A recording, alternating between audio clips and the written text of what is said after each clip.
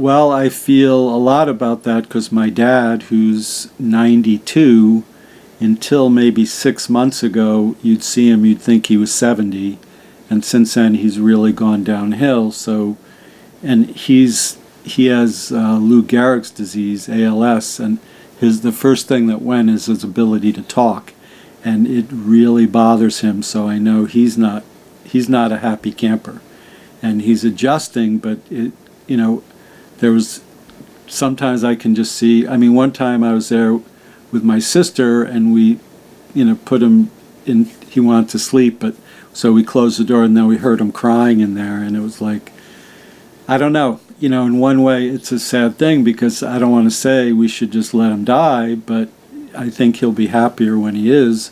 So we take care of him and love him. But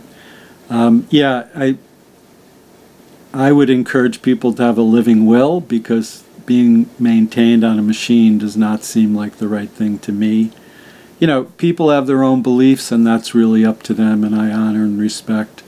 I had a friend who passed away a few years ago, and I knew her since she was very young, and I was really good friends with her brother, not always really good friends with her. It was funny because when we were much younger, we just knew each other. My brother was good friends with her brother, and then some years later we found we were doing similar spiritual studies, so we became closer like later in life. And then she got sick, and she was sick for quite a while, and then all of a sudden she got much worse, and I didn't really feel drawn to go see her. She was in a hospital I think in Brooklyn, Brooklyn, or the Bronx, some part of Manhattan, some part of New York City, not in Manhattan. And something happened where my daughter went to a Broadway show with one of her friends, so I took her into the city and dropped her off there, and I had a few hours, and it was like, oh, I should go see, my friend. And I went there, and I knew what was going on with her because we had common friends, and everyone would post things on Facebook, and I went there, and it was kind of like her family was so afraid for her to die. I mean, I could tell she was ready to pass on.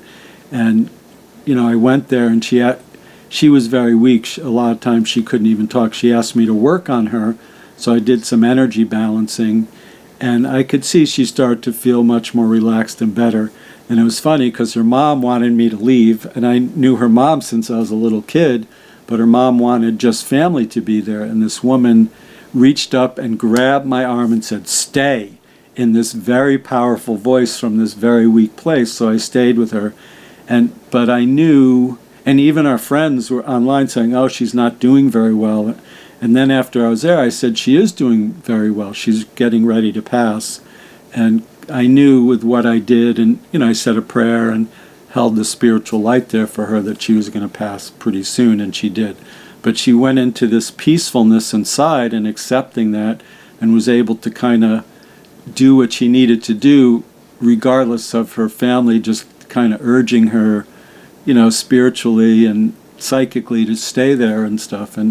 But it was really beautiful to be a part of that. And I hope that answers your question. I know that's an involved story, but passing on is part of life, and it is. You get to go to this beautiful place that I got to experience in my near-death experience. So I'm not afraid of that part. I definitely don't want to be suffering here, in the process of dying.